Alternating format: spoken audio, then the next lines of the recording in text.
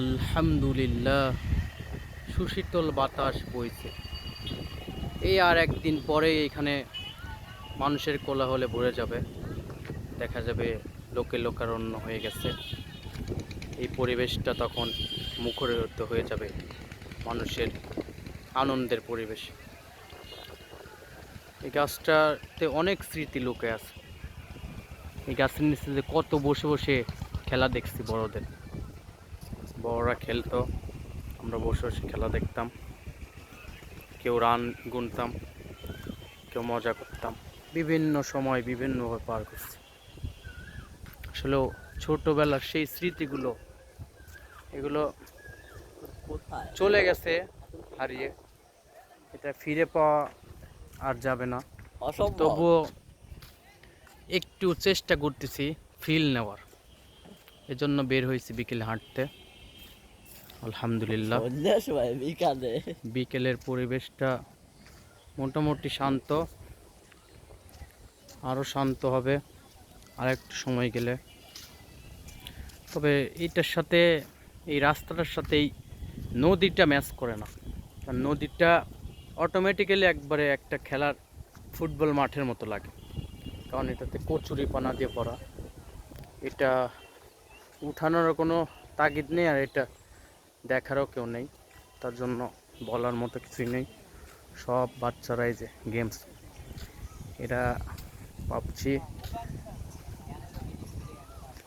PUBG plus free fire pro player, এরা সব pro player, মানে গ্রামে থেকে এরা প্রো প্লেয়ার হয়ে গেছে। আপনারা এই রাস্তাটা দিয়ে সাইকেলিং করার সবচেয়ে মজা। সাইকেলিং ভোরবেলা, ইনশাল্লাহ আগামীকাল ফজরের নামাজের পরে শুরু হবে একটা সাইকেলিং। যদি আপনারা কেউ ফজরের নামাজের পরে এদিকে হাঁটাহাঁটি করতে আসেন, হয়তো দেখা হইতে পারে, নাও হতে পারে। গ্রামের পাশে সবাই তাদের বিশেষ মুহূর্তগুলো এখানে এসে মেটো হাওয়ায় টাইম স্পেন্ড করে। পাশে এইখানে প্রজেক্টটা খুবই মনোরম একটা প্রজেক্ট। এখানে মাছ, মুরগি, কিছু ফল ফলাদি গাছ দিয়ে প্রজেক্টটা তৈরি হয়েছে। এখানেও সব সময় মানুষজনের আনাগোনা থাকেই মোটামুটি।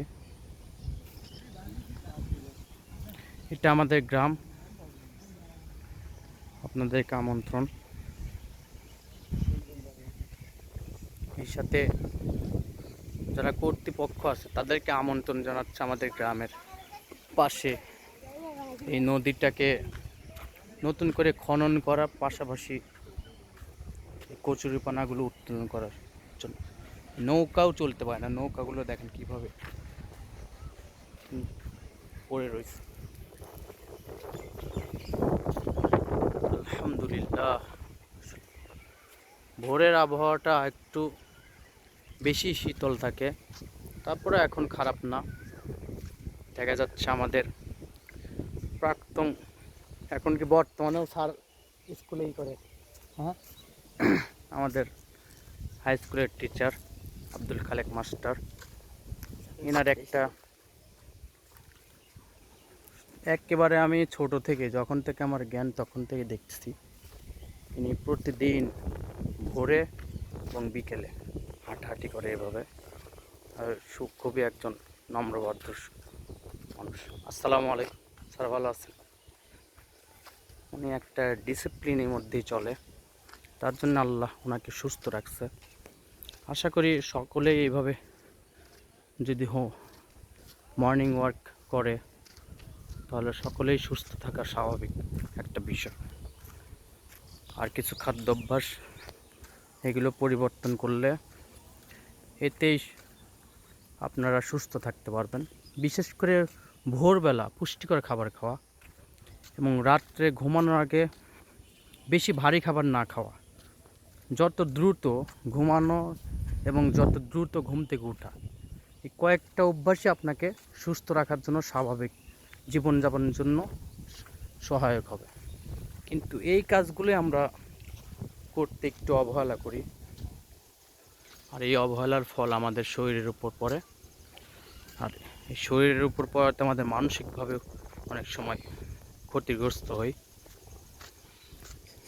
তার জন্য আপনারা সবাই চেষ্টা করবেন সুস্থ মন মানসিকতা নিয়ে ঘোরার, পাশাপাশি সুস্থ আপনার বিনোদন, যেটাকে বলে সুস্থ বিনোদন, পুষ্টিকর খাবার। এই গাছগুলো যে দেখতেছেন, এই গাছগুলোর পিছিয়ে একটা মানুষের অবদান না বললেই নয়। তিনি হচ্ছেন আমাদের মরহুম মোকসেদ আলী মাস্টার। ওনার হাতে আমাদের এলাকার মানে আশপাশের ম্যাক্সিমাম মানুষের হাতে করি তার হাতে। তার যে ছন্দে ছন্দে পড়ানোগুলো, সেগুলো আসলেও অন্যরকম একটা পড়াতে একটা ফিল তৈরি করে দিত মানুষের।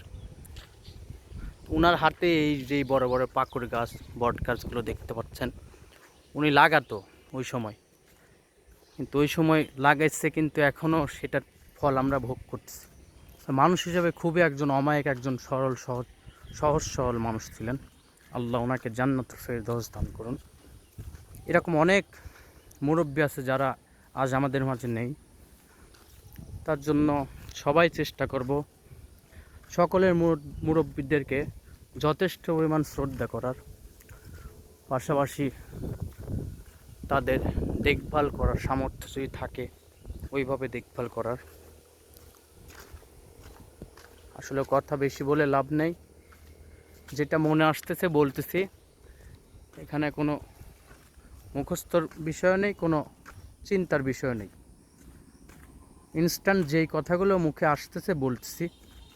শুনে ভালো লাগতে পারে, আপনার খারাপও লাগতে পারে, কিন্তু আমি এইটার কোনো কেয়ার করি না।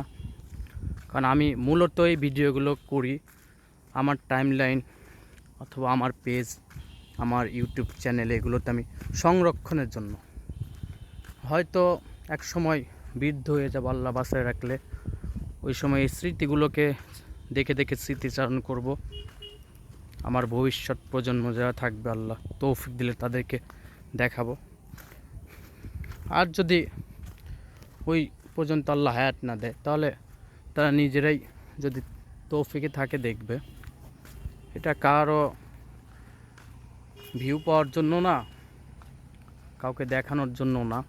তারপরেও চ্যানেলে সারি, আমার ফেসবুক ইউটিউবে সারি, এগুলো একটা মানুষও দেখে একটু তারা প্রভাবিত হোক, তারাও এরকম কিছু একটা করুক। এই দেখেন নদীর এই অবস্থাটা আর ওই অবস্থাটা কতটা ডিফারেন্ট। এটা কেন এতটা পরিষ্কার? এই যে দেখেন, কিছু মানুষের উদ্যোগে যারা মাছের প্রজেক্ট করছে, তারা এটাকে নিজের দায়িত্বে, নিজ তত্ত্বাবধানে এটাকে তারা পরিষ্কার করে রাখছে। তাহলে এটা কি বোঝা যায়? গুটি কয়েক মানুষের প্রচেষ্টাতেই এটা সম্ভব। তাহলে আমরা এতগুলো মানুষ মিলেও কি পারবো না আমাদের এই নদীটাকে এত সুন্দর করে সাজাতে? ইনশাল্লাহ সবাই পারবো। তার জন্য আসুন সকলে মিলে চেষ্টা তো করি। পারি না পারি ওটা পরের কথা, একবার তো চেষ্টা করে দেখতে পারি। আসলে বিপ্লব মানুষের চিন্তা মননেই থাকে।